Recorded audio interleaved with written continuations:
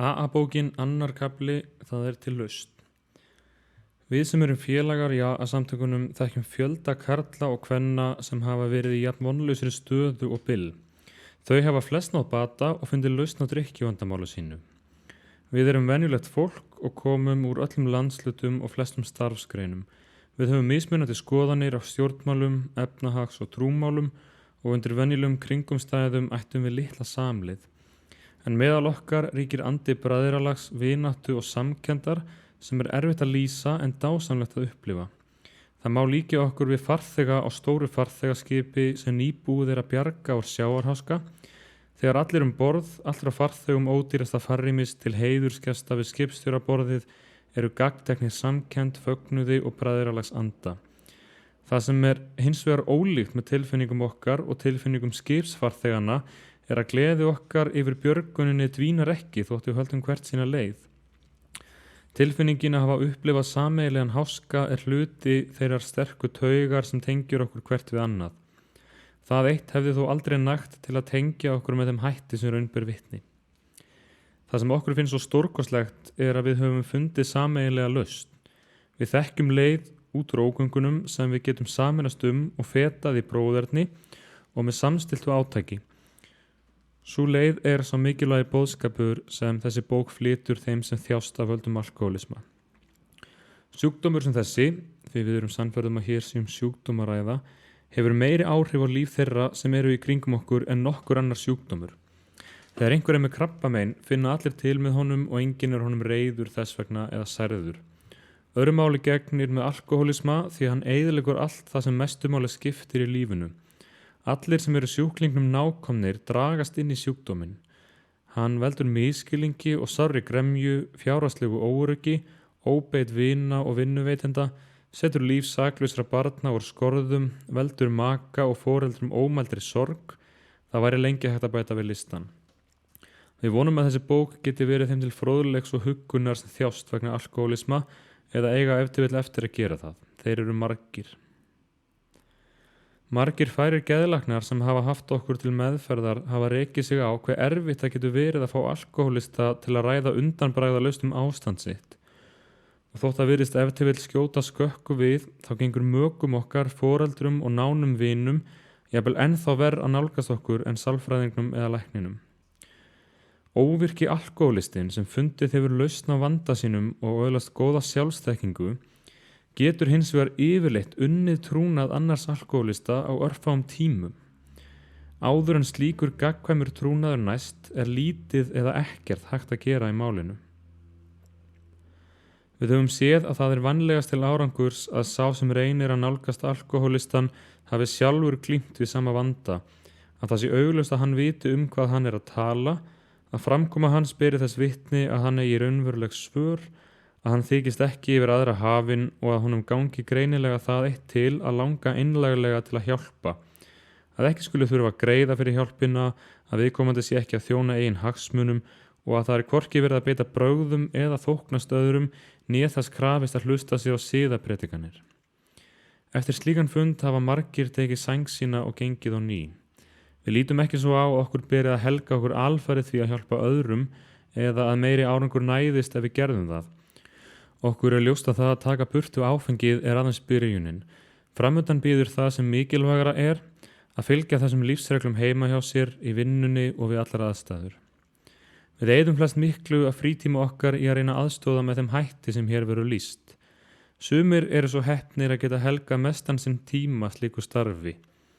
Ef við höldum okkur á þeirri braut sem við höfum valið, mun áreiðanlega margt gott af því leiða, en þegar litið er á vandan í heild er ljóst að framlag okkar má sín lítils. Okkur sem búum í stórum borgum fallast hendur við tilhugsunina allan þann fjölda sem á hverjum degi hverfur inn í óminnis ástand. Mörgum þeirra væri hægt að hjálpa ef þau fengju sama tækifæri og við. Hvernig ætlum við að koma því á framfæri sem aðrir hafa svo fúslega gefið okkur? Við hefum ákveðið að gefa út bók, skrifa það af ónafngreindum höfundum og lýsa þar vandamálinu eins og það kemur okkur fyrir sjónir. Leggja þar fram sameiginlega reynslu okkar og þekkingu. Benda með því á leið sem kemur þeim að gagni sem eru að glíma við áfengisvandan í einhverju mynd. Það verður óhjákvæmilegt að taka læknisfræðilega, sálfræðilega, félagslega og trúarlega þætti málsins til umfjöllunar. Okkur ljóst að það ekki nema eðlilegt að menn hafi misjafnar skoðanir á þessum málum.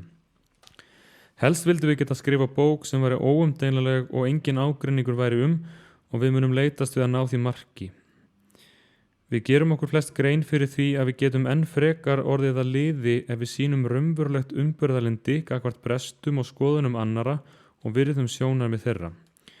Líf okkar, sem áttum í vanda vegna eigin drykkju, undir því komið að við hugum stöðugt að öðrum og því hvernig við getum komið þeim til hjálpar. Ef til vill hefur þú verið að velta því fyrir þér af hverju við urðum öll svona sjúk af drykkjunni. Þið langar eflaust að fá svör við því hvernig og hvers vegna okkur tókst að ná okkur út úr ástandi sem sérfræðingar töldu andlega og líkamlega vonlaust. Ef þú ert alkoholisti sem vill komast út úr slíku ástandi, langar þig áreiðanlega að fá svar við spurningunni hvað það sem ég þarf að gera? Tilgangurinn með þessari bók einmitt að gefa svör við slíkum spurningum. Við ætlum að segja þér hvernig við fórum að þessu, en áður en við förum nákvæmlega út í einstök atriði rétt að skýra í stuttu máli frá því hvernig við lítum á málið. Hvað ætli við höfum oft heyrt setningar eins og ég get drukkið og ég get líka alveg sleppt í að drekka. Hvers vegna getur hann það ekki? Af hverju drekkur ekki eins og maður eða lætur það einfaldlega vera? Þessi náungi kann ekki að fara með áfengi. Af hverju prófar ekki að drekka bara bjór eða léttvín? Láttu sterkadrykki eiga sig. Hann virðist ekki hafa nokkurn viljastyrk. Hann gæti hætt ef hann vildi það. Hún svo indæl stúlka, maður hefði haldið að hann gæti hætt hennar vegna. Læknirinn sagði honum að ef hann hætti ekki að drekka, myndi hann drepa sig á þessu og nú hann búinn að hella sig fullan eina ferðina enn. Einhvern veginn svona hljóma athugasemdirnar sem við heyrum svo oft fólk sem drekkur of mikið. Í þeim felst mikill vanþekking og misskilningur. Okkur ljóst að slíkar athugasemdir koma frá fólki sem bregst við á allt annan hátt en við. Það engin vandi fyrir hódrykkjumenn að sleppa því alveg að drekka ef þeim finnst ástæða til þess. Þeir geta fengið sér í glas eða látið það alveg vera. Til eru þeir sem drekka í miklu magni og drekka sér smám saman til líkamlegs og andlegs tjóns. Þeir kunna að flýta fyrir eigin dauða nokkur ár með drykkju sinni.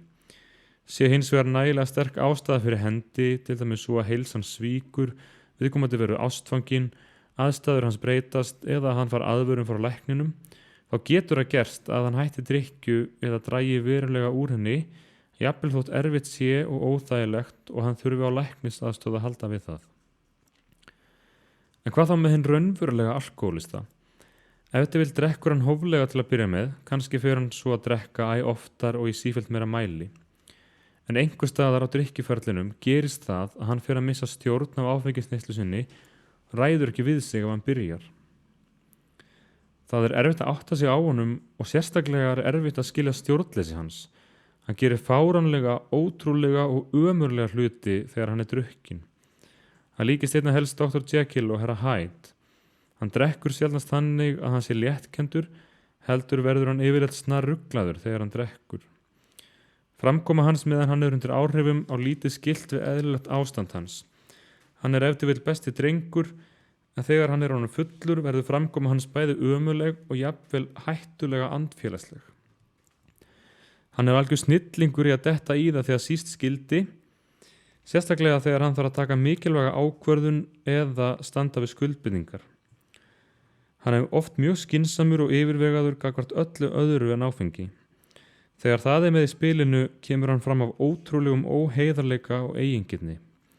Oft býr hann yfir sérstökum eiginleikum, kunnáttu og hæfni og framtíðin virðist brosa við honum. Hann notar hæfileika sína til að búa vel í haginn fyrir sig og sína og rústar svo öllu sem hann hefur byggt upp með glórulausri drykkju. Hann einn af þeim sem fer svo út úr drukkin í rúmið að eðlilegt væri að hann svæfi í heilan sólarhring, en byrjar svo að leita eins og vitlaus næsta morgun að flöskunni sem hann man ekki hvar hann setti kvöldið áður. Ef hann hefur efni á því, felur hann áfengi út allt hús til að fyrirbyggja að einhver taki byrðirnar frá honum og helli þeim niður. Þegar vanlíðanin eykst fer hann að nota sterk, róandi lyf samhliða áfenginu til að róa taugarnar svo hann geti farið í vinnu. Svo kemur svo dagur að hann höndlar þetta ekki lengur og dettur bara í það. Kannski leitar hann til lækni sem gefur honum morfín eða einhver róandi lyf til hann geti látið renna af sér. Með tímanum fer hann að vera teyður gestur á sjúkrahúsum og heilsuhælum. Þetta alls engin tæmandi lýsing á raunverulegum alkohólista því hegðunarmunstur okkar mismunandi, en þessi lýsing gefur grófa mynd af honum. Af hverju hegðar hann sér svona? Ef hann búinn að sannreyna það 100 sinnum að eitt glas leiðir af sér enn eitt hrunið með öllum þeim sársauka og auðmýkingu sem því fylgi, af hverju hann þá að fá sér þetta fyrsta glas? Af hverju getur hann ekki haldið sér þurrum? Hvað varð þá heilbrigðu skynsemi og viljastyrk sem hann getur enn sýnt á öðrum sviðum?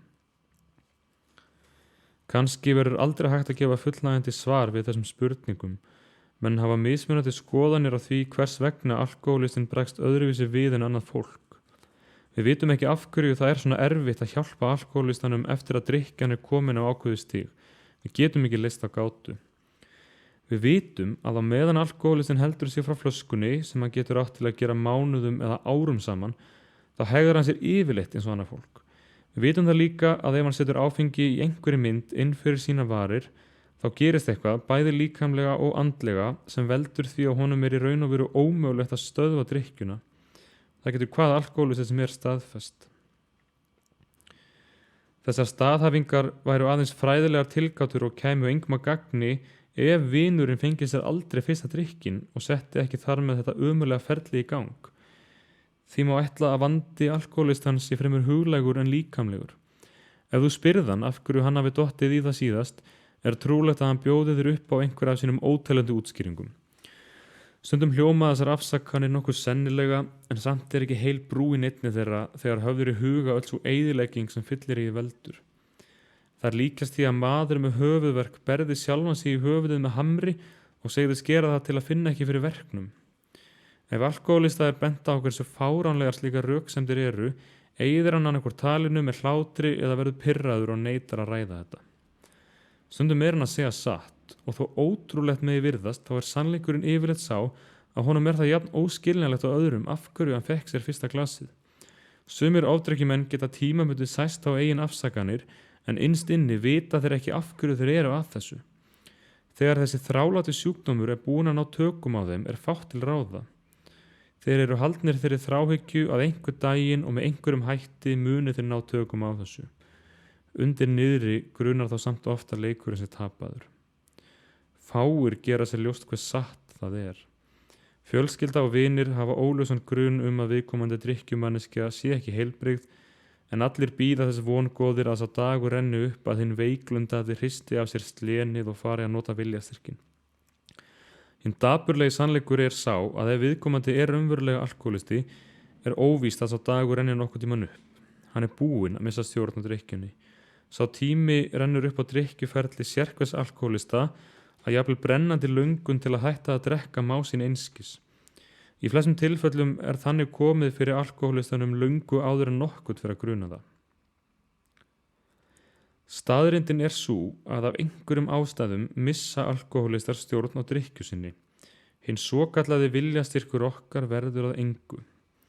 Þegar ákveðnu stigi náð verðum við ófær að kalla nægilega skýrt fram minninguna þær þjáningar og niðurlægingu sem við upplifðum fyrir aðeins viku eða mánuði síðan. Við erum varnarlaus gagnvart fyrsta glasinu. Það eins og hugsunin þær afleiðingar sem jafnvel bara eitt bjórglas leiðir af sér nægi ekki til að stöðva okkur. Ef slík hugsun kemur upp hún oft óljós og auðvelt að ýta henni frá sér á þeirri gatslitnu forsendu að í þetta skipti munum við geta hagað okkur eins og annað fólk. Okkur vantar alveg þó tegund varnarviðbragða sem koma í veg fyrir að maður leggi höndina á heita eldavélarhellu. Alkohólistinn segir kannski í hálfkæringi við sjálfan sig: ég brenni mig ekki í þetta sinn, svona á að gera þetta. Eða hann hugsar bara ekkert. Hversu oft höfum við ekki byrjað að drekka í slíku hugsunarleysi og barið síðan í borðið eftir 3 eða 4 glös og sagt við okkur sjálf: Guð minn góður, hví í ósköpunum byrja ég á þessu? Og í næstu andrá: jæja, ég stoppa þá eftir 6 glös. Eða, hvaða máli skiptir þetta úr því sem komið Þegar einstaklingur sem hefur í sér tilhneigingu til að ánýtast alkóhóli hefur vanið sig á slíkan hugsunarhátt ósennilegt að nokkur mannlegur máttur geti hjálpað honum. Hann mun drekka sig í hel eða verða geðveikur nema hann verði lokaður inn á stofnun. Þessar hörðu og skuggalegu staðreyndir hafa sannast á aragrúa alkohólista gegnum tíðina. Ef náðar Guðs hefði ekki notið við væru dæmin slíkt svo miklu fleiri. Svo margir vilja hætta en geta það ekki. Það til lausn. Fæstum okkur geðjaðist að því að þurfa að líta í eigin barm, þurfa að láta af hrokanum og játa eigin bresti eins og krafist til að hægt sé að ná árangri samkvæmt þessari leið. En við sáum þetta bera árangur hjá öðrum og vorum farin að gera okkur ljóst hvílið vonleysi og tilgangsleysi einkenndi það líf sem við höfum lifað. Þess vegna var ekki annað að ræða þegar þeir sem höfðu náð árangri höfðu samband við okkur en að taka við andlegu verkfærum sem þeir lögðu okkur upp í hendurnar. Við höfum öðlast hlutdeild í himnaríki og verið líft upp í nýja víti tilveru sem við létum okkur ekki einu sinni dreyma hér áður fyrir. Staðreyndin sú og þannig það einfaldlega að við höfum orðið fyrir sterkri og áhrifamikilli andlegri reynslu sem hefur gjörbreytt öllum okkar viðhorfum og afstöðu til lífsins, náungu okkar og þess heims sem Guð hefur skapað. Grundvöllurinn fyrir lífi okkar í dag svo algjöra sannfæring að skaparinn hafi með undursamlegum hætti komið inn í líf okkar og hjarta og að hann starfi þar að því að leysa fyrir okkur mál sem við getum aldrei leyst af eigin ramleik.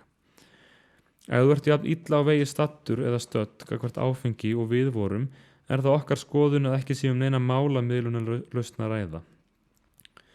Það var komið þannig fyrir okkur að lífið var óbærilegt og sé maður komin á það stig að ekki verður aftur snúið og mannlegur máttur má sín einskis lengur, þá bara tvennt að ræða. Annaðhvort að halda áfram þar til yfir líkur, loka augunum eftir mætti fyrir þeirri hræðilegu stöðu sem maður í, eða að þiggja andlega hjálp.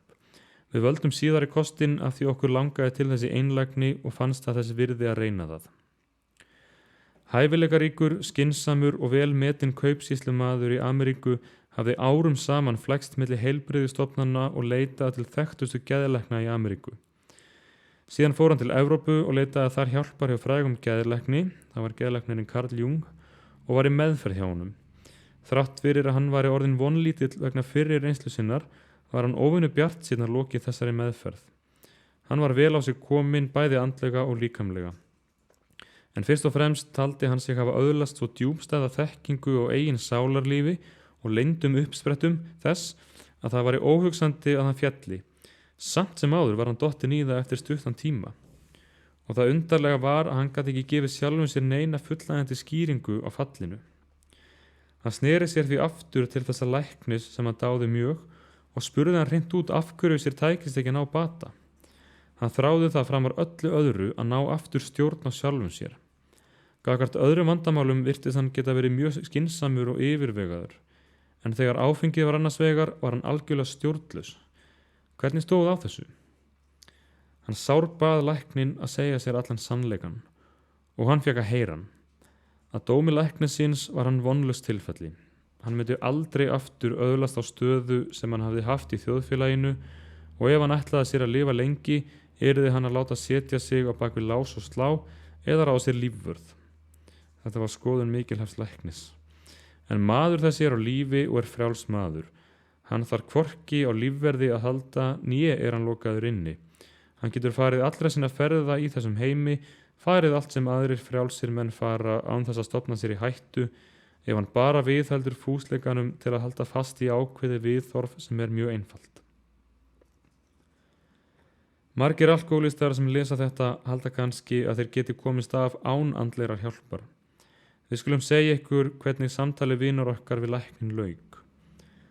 Læknirinn sagði: hugarfarslega ertu haldinn ólæknandi alkohólisma. Ég veit engin dæmi þess að maður sem jafn langt genginn andlega og þú hafi náð bata. Vini okkar leið eins og hlið helvítis hefði lokast með dynk á eftir honum. Hann spurði læknin: veistu ekki neina undantekningu? Jú, svaraði læknirinn, hún til.